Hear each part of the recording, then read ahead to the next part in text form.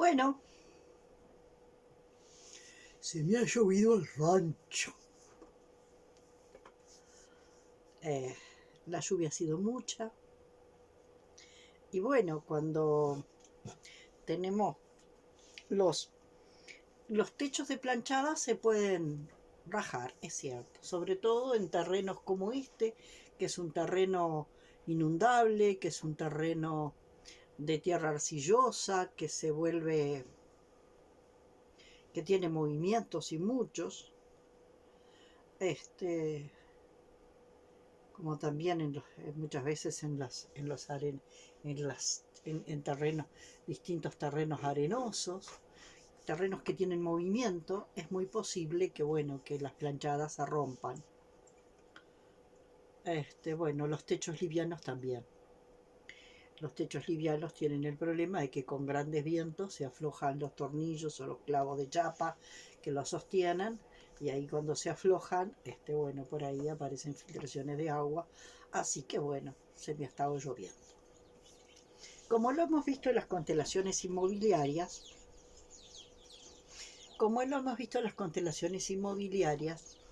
este, cuando una casa, cuando una casa se llueve o por algún lugar se le filtra agua, porque no solo tiene que ser de arriba, como en este caso que ha sido de arriba, en otros tiempos ha sido de abajo, ha filtrado por abajo. Cuando a una casa le entra agua o tiene problemas de humedad, la casa está llorando. Hay un tema de lo que tiene que ver con la tristeza, con el dolor. Cuando en una casa hay incendios, o hay tendencia a incendios, ahí lo que está viendo tiene que ver más con la ira. Son los dos grandes campos en los que de alguna forma se puede ver tanto el dolor o la ira, el dolor, cuarto chakra, o la ira, tercer chakra. Son las dos cosas que se ven con más claridad en las constelaciones inmobiliarias y se ven a simple vista, porque una casa llora, tiene problemas de humedad, y la otra casa tiende a incendiarse. Bueno, de todas formas, yo hoy quiero hablar de algo. Les cuento que estoy haciendo un taller de constelaciones inmobiliarias para que la gente pueda ver lo que pasa, pero no solo empezamos a abrir y a explorar situaciones que tienen que ver con no solo situaciones que tienen que ver con los bienes inmuebles, ¿no? Inmobiliario, los bienes inmuebles, lo que no se puede llevar de un lado para el otro, que es una casa que está instalada con sus cimientos adentrados en la tierra, sino que también con lo que de alguna forma podemos llevar de acá para allá. Nosotros ya hemos quedado claros con que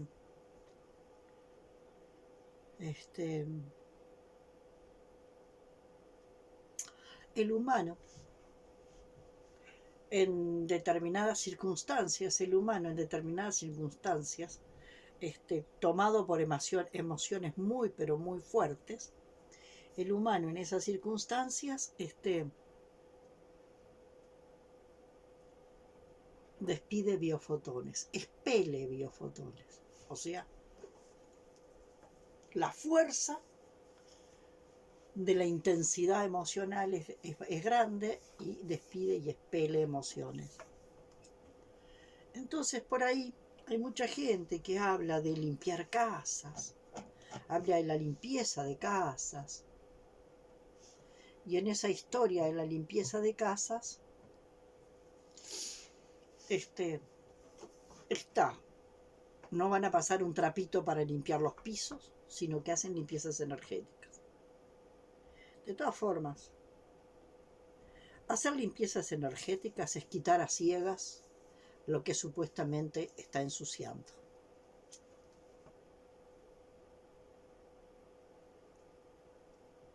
Esas limpiezas energéticas dan un resultado muy efímero, porque no se está trabajando con el campo mórfico de trauma, que se está expresando a través de la casa.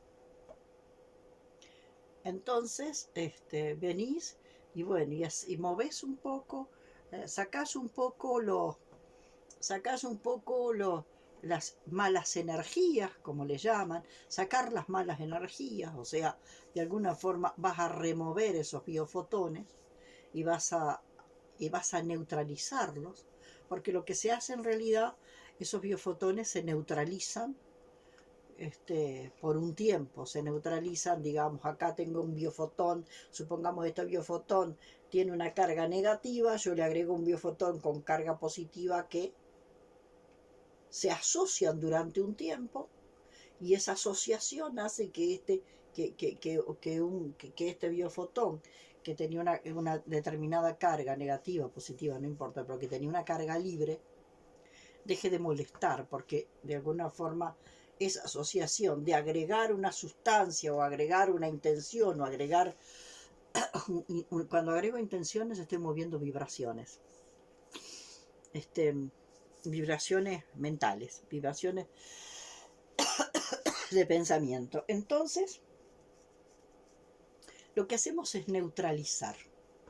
Neutralizamos la supuesta energía negativa que tiene la casa al agregarle algo que nosotros le vamos a llamar que sería el objeto, la sustancia que limpia, y la sustancia no limpia, neutraliza. Es más o menos como lo que hace la medicina tradicional. O agrega algo o quita algo. O agrega algo o quita algo. Cuando agrega algo, utiliza la medicación farmacológica,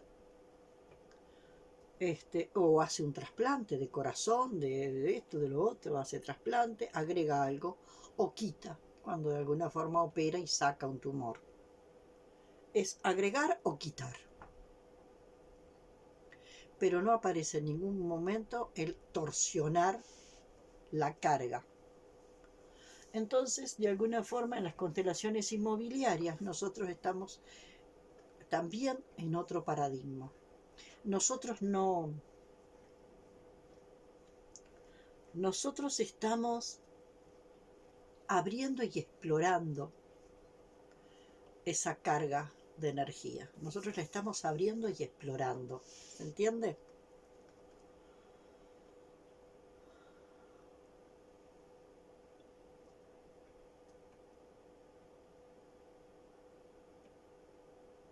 ¿Qué es lo que podemos encontrar?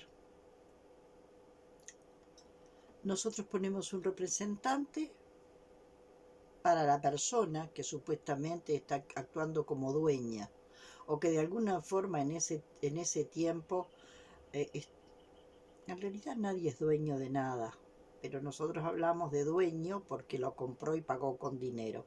En realidad, cuando alguien adquiere algo, lo que está haciendo está siendo el administrador temporal, está siendo el administrador temporal de determinado objeto, ¿no? Determinado elemento de la existencia, un administrador temporal.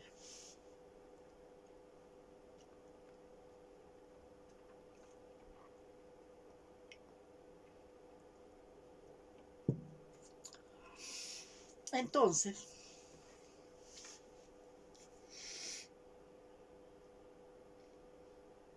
el otro día una persona me preguntaba, ¿y qué pasa, por ejemplo, con un espejo? Yo compré un espejo hermosísimo, usado, y más de una persona me ha dicho que ese espejo hermosísimo, usado, tenía energías negativas y había visto, bueno, a través de esas personas que de alguna forma tienen capacidad de ver, todos tenemos capacidad de ver. Yo también en cierto tiempo tuve capacidad de ver y después como que no me era de mucha utilidad ver, cuando de alguna forma ese ver no tenía un propósito. Era cuando de alguna forma ver algo en lo que yo no voy a poder tener capacidad de incidencia, no sé qué sentido tenía. Así que yo también veía, no entendía lo que veía, lo interpretaba totalmente patas arriba. Entonces esa mujer que supuestamente vio el espejo, me parece que le sugirió a la persona que hiciera la limpieza del espejo, o sea, que neutralizara los biofotones de la experiencia de ese espejo, de la energía que venía en ese espejo, o que se deshiciera de él. A nivel de las constelaciones, pusimos un elemento para la persona que era el dueño, o sea, la administración, el administrador temporal de ese objeto.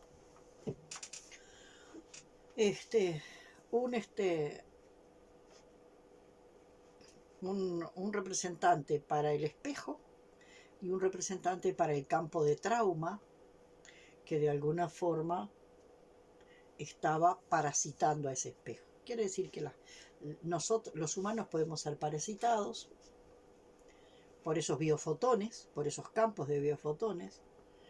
Yo siempre digo, imaginen los campos de biofotones como nubes.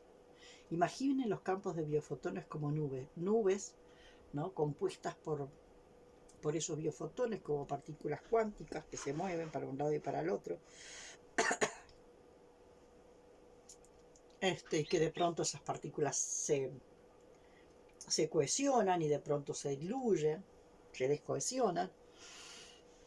Bueno, el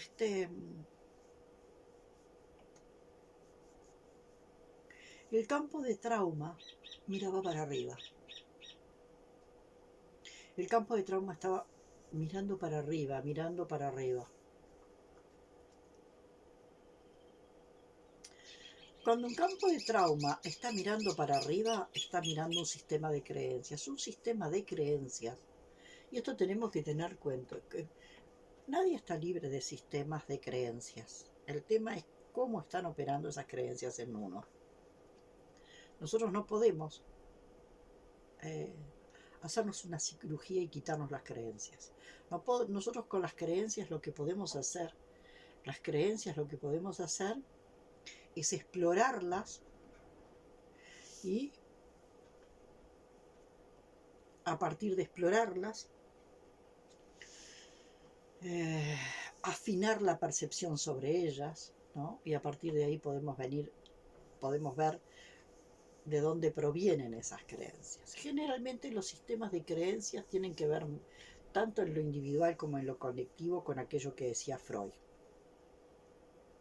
El paciente que viene al consultorio viene a contarnos una historia que se inventó para tapar la historia que realmente no quiere ver. Él, a nivel subconsciente, sabe que hay una historia que no quiere ver. Y como hay una historia que él, a nivel subconsciente, sabe que no quiere ver, se inventa otra historia. Y arma otra historia y hace todo el relato de esa historia que se inventa para tapar lo que no quiere ver. Eso es más o menos lo que hacen a nivel colectivo las comunidades. Las comunidades se inventan sistemas de creencias para no abrirse a ver los campos de trauma. Lo hacemos en forma individual, cada uno se inventa una creencia para no ver para no revisar su propio inconsciente personal, pero las comunidades también hacen lo mismo. Inventan creencias que de alguna forma componen el imaginario colectivo, que son creencias en las cuales se apoyan para evitar mirar la historia de esa comunidad, la historia dolorosa, la historia traumática de esa comunidad. Entonces, por eso generalmente se dice que la mente miente, porque tiene esa capacidad de crear relatos para tapar la historia traumática que no quiere abrir. Y las comunidades también hacen exactamente lo mismo. Crean relatos, crean cuentos para tapar la historia de que esa comunidad no quiere ver. Porque Todo eso que está archivado en el inconsciente colectivo duele. Pero ¿qué pasa si la mente miente? Este relato que crea el individuo o que crea una comunidad para esconder, para esconder en la trastienda eso que no quiere ver, eh, el cuerpo habla lo que la boca calla. Entonces, por algún motivo, ese individuo o esa comunidad va a expresar a través del cuerpo aquello que no quiere ver. ¿Tá? Y puede pasar a nivel mundial, como pasó con la pandemia. ¿La pandemia qué fue? Más allá si existió el virus, si no existió el virus, hay cosas que son secundarias. Si existió el virus, si no existió el virus, si el virus fue creado en un laboratorio. Hay algo mucho más profundo que eso. Hay mucho más profundo, hay una visión mucho más profunda. Que no va por si existió el virus, si el virus no existió, si el virus si fue por una mutación de un virus común, o si en realidad esa mutación fue creada en un laboratorio con algún... Hay algo mucho más profundo que eso, mucho más profundo. Y tiene que ver con el para qué. ¿Para qué está sucediendo esto? Ya sea que suceda en forma natural, entre comillas, o que suceda provocado por el mismo humano. ¿Para qué? Porque un incendio puede suceder solo, pero un incendio lo puedo provocar yo también. ¿El para qué? ¿Para qué el humano tuvo que atravesar una pandemia? ¿No? El humano como comunidad humana, donde la pandemia, donde el COVID aparentemente llegó a casi todos los rincones. ¿Para qué? Más allá, ya les digo, de esas cosas que son secundarias y que funcionan como parteaguas. Hay algo mucho más profundo a indagar. ¿Para qué?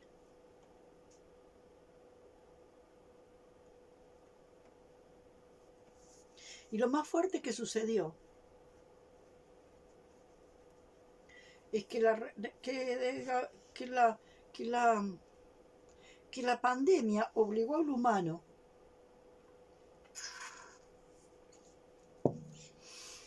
a lo que llamaban confinarse. O sea,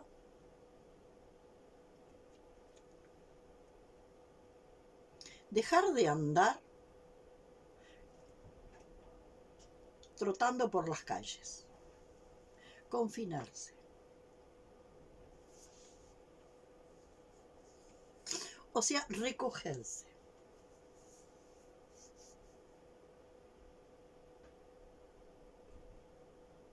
Toda la gente tomada por la hiperactividad de este mundo vertiginoso, donde hay que moverse todo el tiempo, ir y venir, ir y venir, ir y venir, andar para allá y para allá y para acá, para acá, para acá.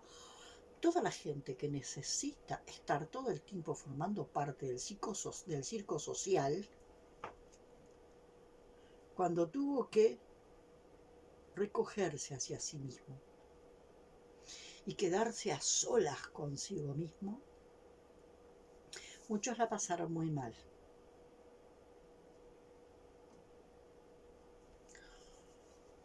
De alguna forma, la pandemia nos dio la posibilidad de que pudiéramos aprovechar esa instancia para hacer un proceso como de búsqueda de visión. La búsqueda de visión es un dispositivo terapéutico. La búsqueda de visión es un dispositivo terapéutico. Terapéutico en la búsqueda de que me permite buscar medicina. Y medicina es todo lo que me reconecta conmigo y con ese algo más grande que desde donde yo estoy le llamamos superorganismo. que en realidad es el universo expresado. El gran universo expresado es el superorganismo. Y está compuesto por todo lo que vemos, todo lo que seguimos viendo, porque aparentemente más allá de este campo de galaxias hay otros universos que tienen otras galaxias y otros.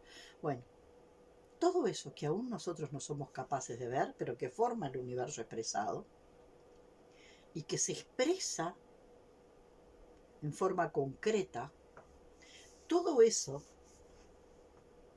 que es el universo expresado,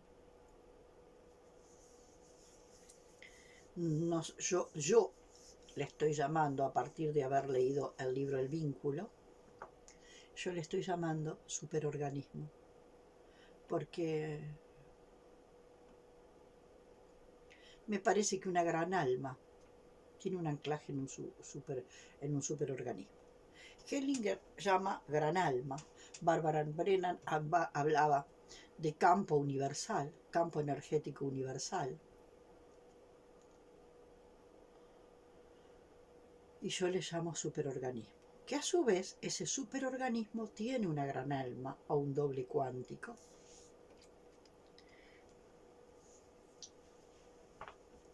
Entonces,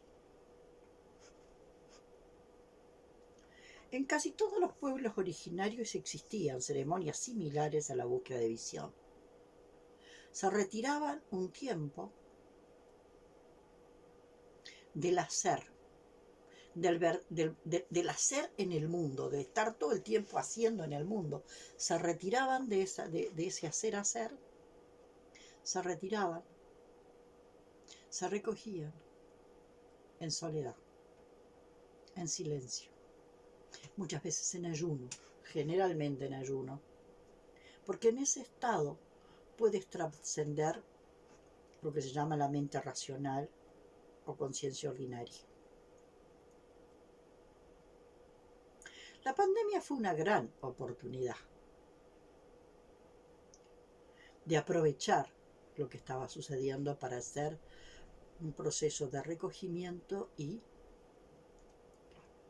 observar dentro de uno lo más profundo que se pudiera. Sin duda, no todos lo podían, porque de alguna forma algunos, si no salían a trabajar, no comían.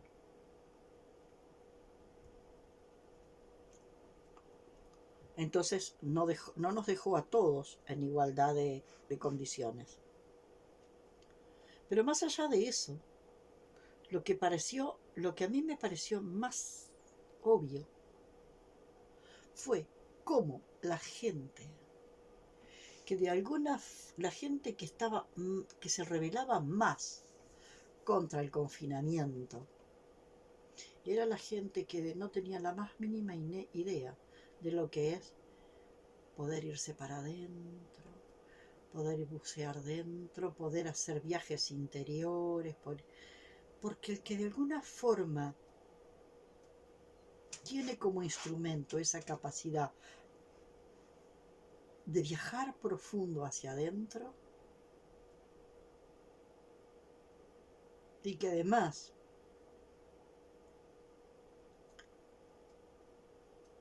tuvo la posibilidad de hacerlo porque no tuvo que salir a trabajar desesperadamente como otros,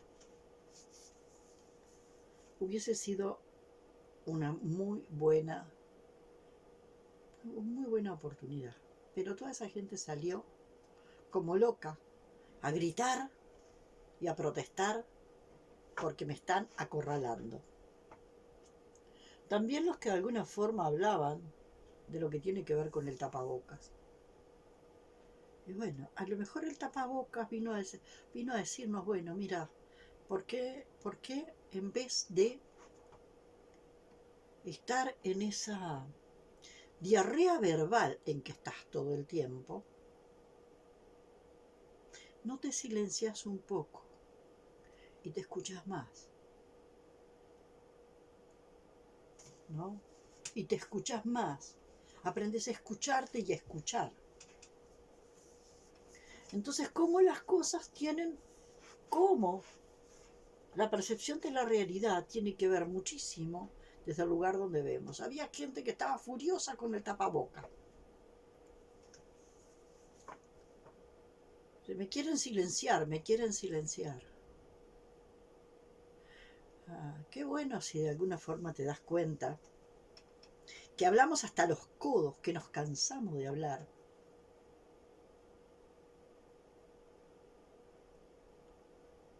Y que escuchamos poquísimo. Y que sobre la escucha profunda no tenemos ni idea. Entonces, ¿cómo es? Lo miro de un lado, lo miro del otro. ¿Y cómo mirar de un lado y mirar del otro? La realidad se ve de formas totalmente diferentes. Entonces hoy yo quiero hablar de lo que es el pensamiento dialéctico. El pensamiento dialéctico se apoya en las contradicciones. Que el pensamiento dialéctico es una forma de que el pensamiento va acompañando la dialéctica misma de la existencia. La existencia es dialéctica. Y como la existencia es dialéctica, funciona a partir de contradicciones. Y el pensamiento dialéctico no inventa nada. El pensamiento dialéctico lo que hace es acompañar a la dialéctica de la existencia. Y Freud decía,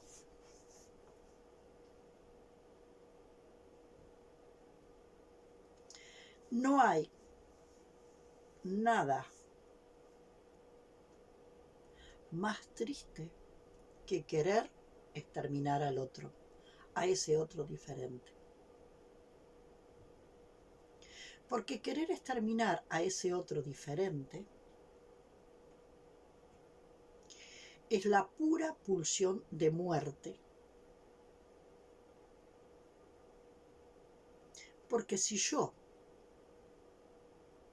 extermino al otro, creo que la contradicción desaparece. Y si las contradicciones desaparecen, la dinámica de la existencia se termina.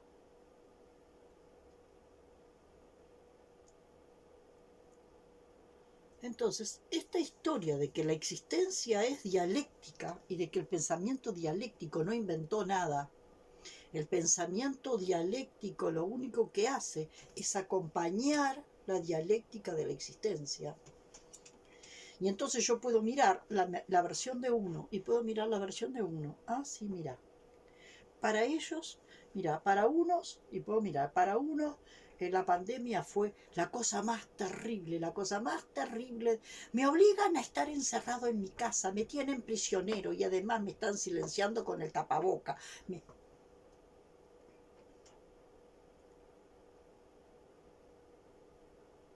Y no puedo salir a moverme en el circo social.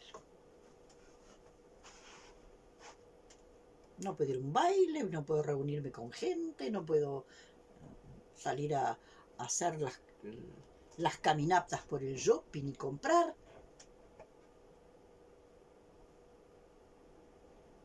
Yo veo eso, lo veo.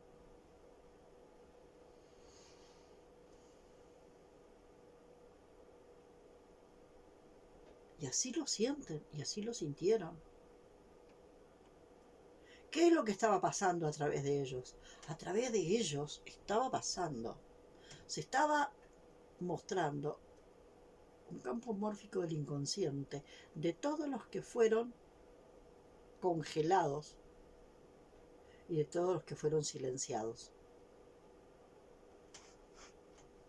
Pero también me muestra que salir del congelamiento no es salir en un movimiento maníaco a ciegas, que es el que yo veo que sucede en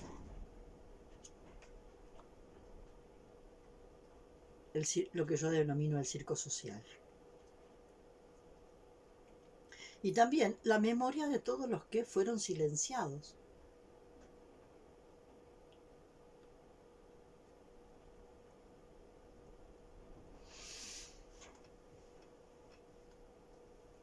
En mí, en cambio, para mí,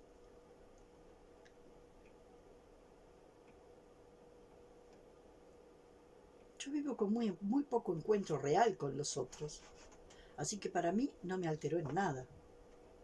Yo vivo muy sola conmigo. Y ha sido un trabajo muy fuerte aprender a convivir conmigo. ¡Ah! Si no sé convivir conmigo, ¿cómo voy a convivir con los demás?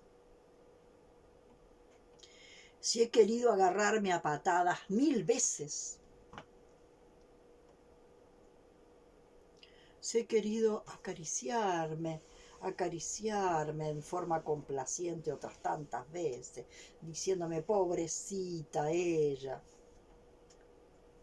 ¿no? Pasar de la condena brutal a la justificación complaciente y verme en ese juego, verme en todo ese juego. Pero la pandemia vino cuando yo ya hacía tiempo que ya me había venido a este lugar y ya había hecho otros movimientos de estar no confinada, porque no es un confinamiento, en un estado de mayor recogimiento. Recogerme conmigo, recogerme hacia adentro, recogerme. Es cierto que a veces, y sobre todo en los primeros tiempos, hablaba sola. Ahora grabo videos. A veces hablo con gente. Pero saber eso, ¿no? Que de alguna forma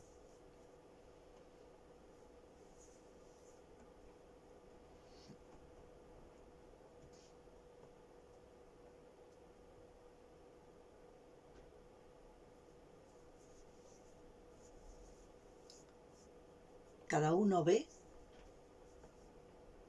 la realidad externa a través de los lentes que uno está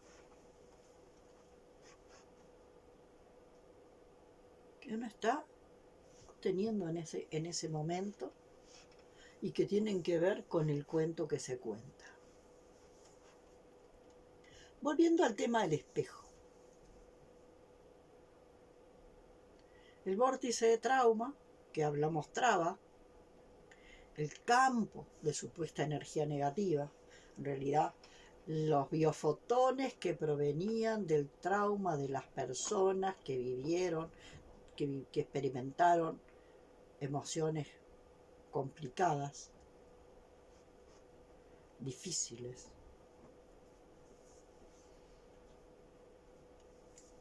Por lo menos para nuestra cultura, y que quedaron impregnadas en ese espejo. El vórtice de trauma miraba para arriba, todo el tiempo mirando para arriba, mirando para arriba, mirando para arriba, buscando una creencia de la que sostenerme. Y busco esas creencias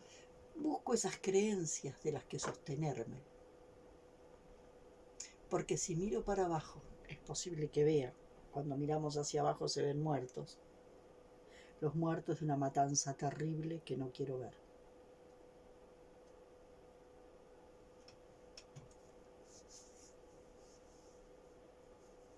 Entonces,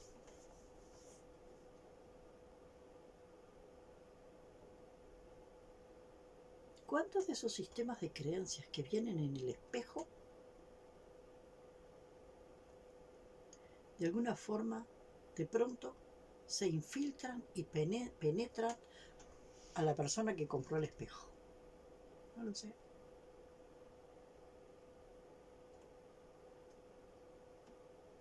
No lo sé.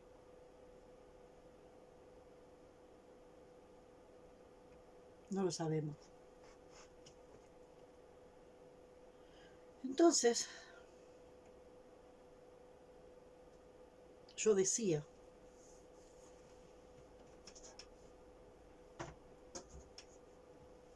y acá hice el dibujito,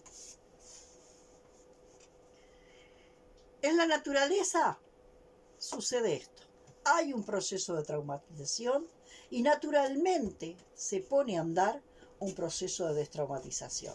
Traumatización, destraumatización, traumatización, destraumatización. Porque vivir genera traumas. Vivir genera traumas. Entonces se producen estos procesos, traumatización, destraumatización, por lo menos en la naturaleza que está menos interferida por el hombre. Ahora, ¿qué pasó? Que de pronto la destraumatización desapareció. Y cuando desapareció la destraumatización, el humano, porque para vivir la destraumatización hay que entrar una vez más a la carga de trauma, hay que zambullirse en el trauma, en la herida. Entonces mejor no, tapamos. Y entonces armamos un relato que nos permite poner abajo de la alfombra la historia que no queremos ver y tapamos. Y bueno, y entonces tapamos y armamos un relato que es esa historia que Freud decía, que arma el paciente, que armamos cada uno de nosotros, que no hemos ido quizás, muchos que no han ido quizás a un encuentro terapéutico. La historia que la persona se cuenta para tapar la historia que de alguna forma de verdad subyace debajo de esa historia. Entonces el vórtice de trauma mostraba eso, miraba hacia arriba, buscando el campo de creencias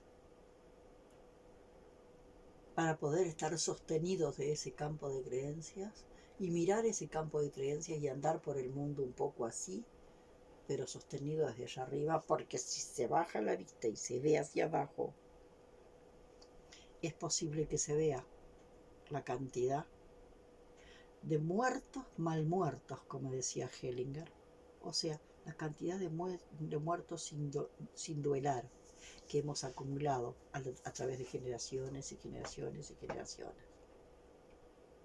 Y esos muertos sin duelar son los que han dejado, ¿no?, esa carga de la tragedia que han vivido con esos biofotones que están de alguna forma impregnando los lugares por donde andamos.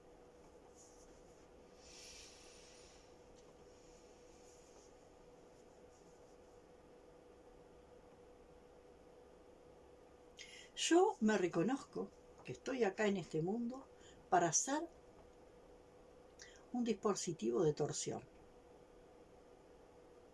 Detectar lo que está distorsionado y yo me reconozco y me asumo como un dispositivo de torsión. Porque la sanación no es quitar lo que está enfermo, es vivir procesos de torsión. Entonces, la sanación, y en esto también, con toda la gratitud que tengo hacia Brigitte y hacia Hellinger, hay algo mucho más profundo.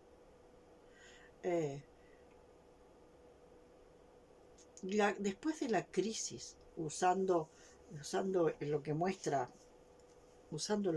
Brigitte de esa reunión tan impresionante que hace Hellinger y Hammer, ¿no? Cuando de alguna forma logramos traspasar la crisis epileptoide, nosotros no retornamos a la salud, ni tampoco retornamos a la vida. Nosotros damos un salto cuántico. Nosotros no somos los mismos, no es que volví a ser el mismo que era antes. Así que bueno, solamente me perdí ahí un poco por el camino, en la enfermedad. No, yo me di un salto cuántico, así que no volví a la salud ni volví a la vida. Retorné a comprender que toda la naturaleza está en un proceso de metamorfosis continua y que yo empiezo de a poquito a funcionar en ese mecanismo que también la metamorfosis es un mecanismo dialéctico de transformación continua. Entonces no es volver a la salud, porque volver a la salud sería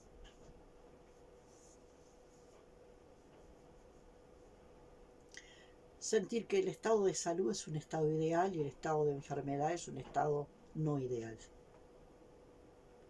Y entonces la contradicción entre salud y enfermedad deja de ser una contradicción dialéctica. Lo mismo pasa con la luz y la oscuridad. Lo mismo pasa con todos los opuestos. Hay un opuesto que quiere vencer al otro. Hay un opuesto que quiere vencer al otro. La luz quiere vencer a la oscuridad. Dios quiere vencer al demonio. Lo correcto quiere vencer a lo incorrecto. El amor quiere vencer al odio. Los procesos dialécticos tienen que ver con esa contradicción. Y la contradicción es la que pone en movimiento. ¿Y qué es lo que va quedando?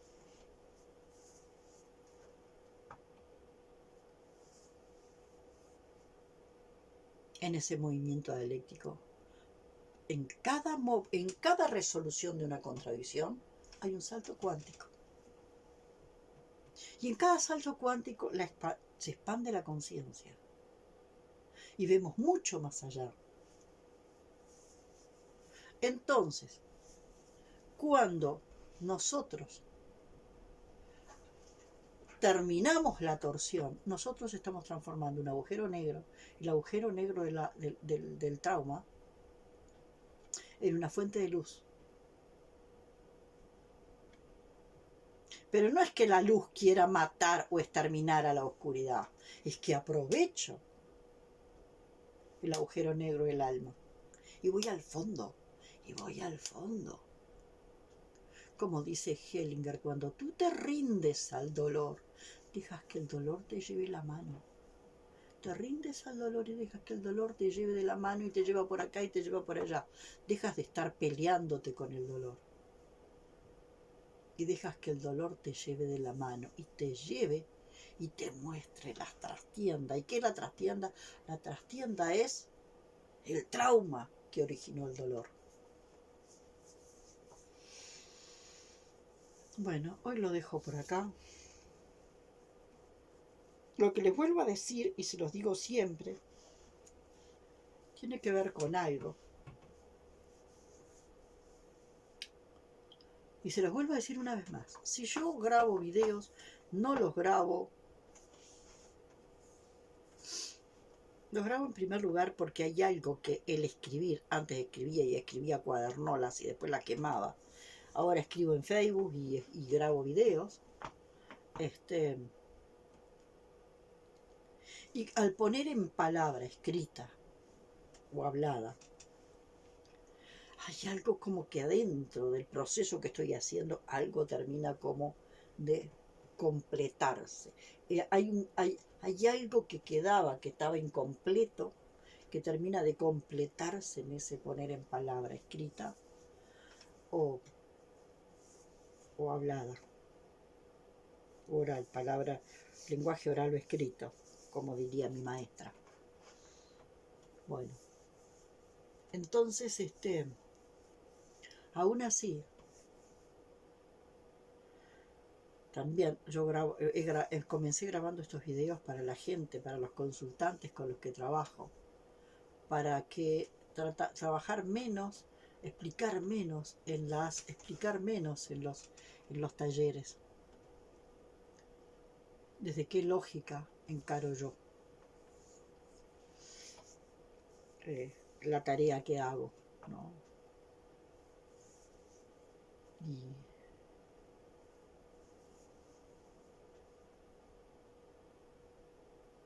Y me parece importante porque ya lo he dicho, cuando tú vas a un psicólogo y el psicólogo te lleva las narices por acá o por allá sin saber cuál es el marco teórico del cual trabaja el psicólogo te está manipulando. Porque te lleva por la chacrita de su marco teórico y no te la muestra. Quiere decir que el psicólogo te lleva las narices. Por eso, vos querés saber por dónde voy yo, mira mis videos. Porque por ahí, por donde yo voy yendo, es por donde yo te puedo guiar o acompañar a viajar en este proceso de mirar profundo hacia adentro. Entonces, lo último que quiero decir es que está viendo un proceso muy fuerte en este sentido.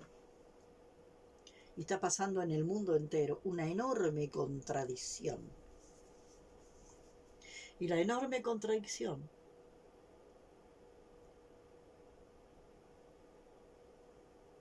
es la desesperada, la contradicción que se quiere evitar. La contradicción que se quiere evitar viene por exterminar al oponente, exterminar a como de lugar al oponente, al que se me opone.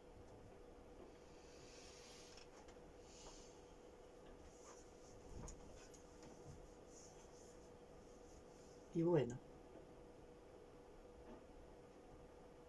el tema es que nadie puede tener un dialógica,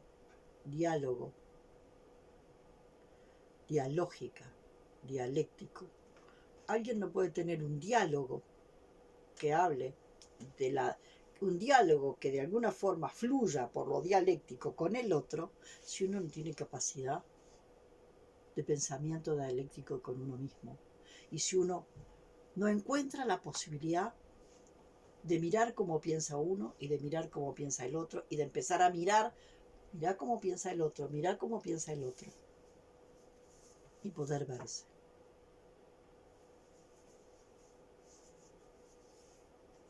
Poder verse en ese otro, que es de alguna forma lo que nos promueve o lo que nos permite o lo que de alguna forma nos sugiere y quizás hasta nos intima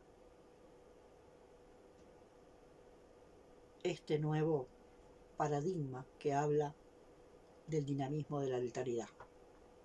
Transitamos el dinamismo matriarcal, transitamos el dinamismo del patriarcal y estamos entrando en el dinamismo de la alteridad.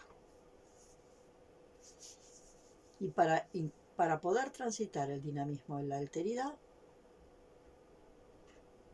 tenemos que aprender a vernos a nosotros mismos, a ver nuestro propio alter ego, que muchas veces está mostrado a través del otro. Entonces les puedo preguntar, volviendo a Hellinger, si tomas como adulto, ese tomar te implica responsablemente devolver algo. Te implica a devolver responsablemente algo, ¿no? En ese movimiento de tomo y reparo, tomo y reparo, tomo y reparo, que es un poco lo que se veía ahí, en ese círculo. Traumatización, destraumatización. Cuando tomo, yo genero una traumatización porque saco algo. Y en la destraumatización, en realidad, tengo un movimiento de reparar. Entonces, según Hellinger, el que está en el estado de recibir, está en un estado infantil que quiere recibir y no puede hacer un movimiento de retornar de una forma más o menos equitativa a algo que ha retornado. Y yo les pregunto, ¿por qué les cuesta tanto poner un like, un me gusta? ¿Por qué les cuesta tanto poner un comentario? ¿Por qué les cuesta tanto compartir estos videos? Si de alguna forma algo, aunque sea un impacto pequeño, les hizo un impacto, que les movió algo, que les dejó algo, una semillita, una sola semillita que haya quedado adentro, aunque sea desde el rechazo. ¿Por qué les cuesta poner el me gusta, poner un comentario y compartir el video? Les pregunto. Bueno, hasta la próxima.